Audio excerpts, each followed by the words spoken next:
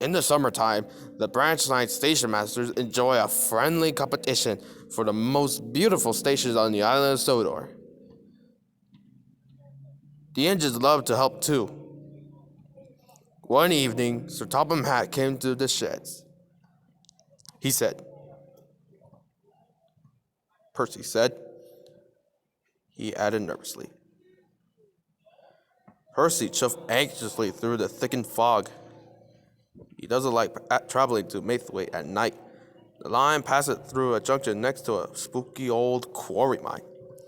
Percy hoped the signal at the junction would be green.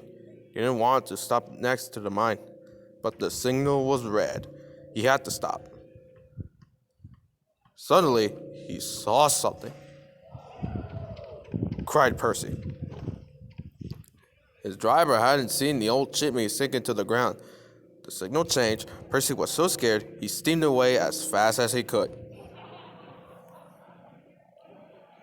The next day, Percy was telling Donald and Douglas about the disappearing chimney.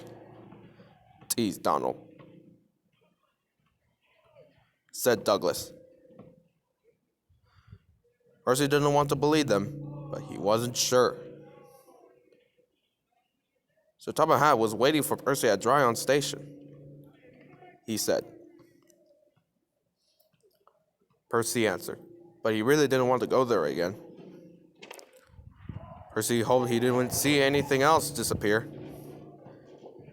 He slipped into the sidings and buffered up to the freight cars. Stammered Percy. Suddenly, another building of the old mine sank into the ground.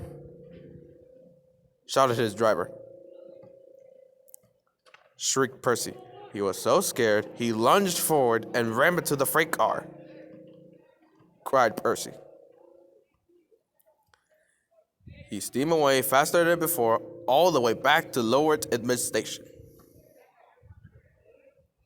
Percy's driver told Sir Topham Hatt what they had seen. Cried Percy. Said Sir Topham Hatt. Protested Percy. Said Sir Topham Hatt.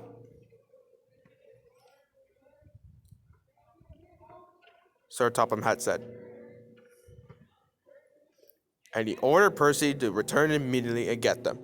Percy was scared, but he knew he had to be responsible, so he carried on. He waited for something else spooky to happen, but it didn't. So Topham Hatt was right. The gardeners weren't so scared at all. His driver and fireman had collected the gnomes, and Percy took them straight back to Lower Idmouth Station. Later that week, the station master thanked Percy. Percy was very proud.